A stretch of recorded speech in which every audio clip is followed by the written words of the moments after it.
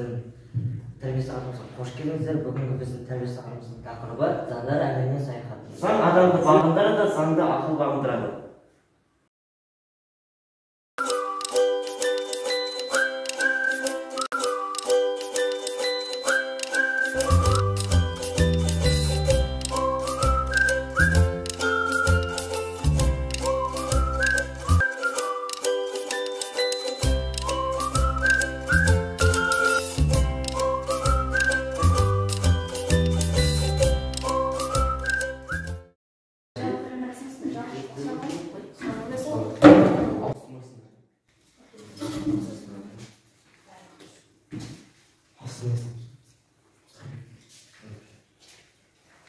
Әлемді қолдарыңыздағы қағазға цифрға қарап, топқа бөлесіздер.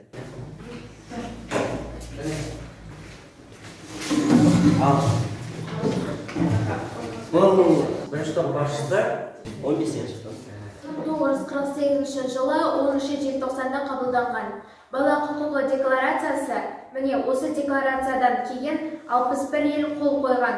1989 жылы 20 қарашада балалар құқығы туралы конвенция қабылданды.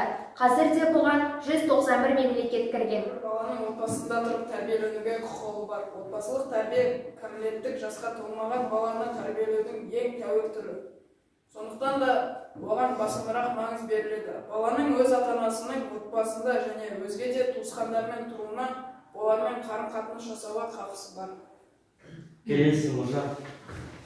Бұзылған кезде бала көбінесе анасының жанында қалып сонымен бірге тұрады. Ал әкесімен әдетте демалыс күндері жолығып тұрады. Біз бүгінгі тәрбие сағатында құқықтық норма жайлы, декларация жайлы, құқықтық мәдениет жайлы және тағы да басқа заңдарды баланың өзінің құқығы жайлы білдік. Бүгінгі тәрбие сағаты өте қызықты өтті. Шапаев пен Мұхтарға рахмет.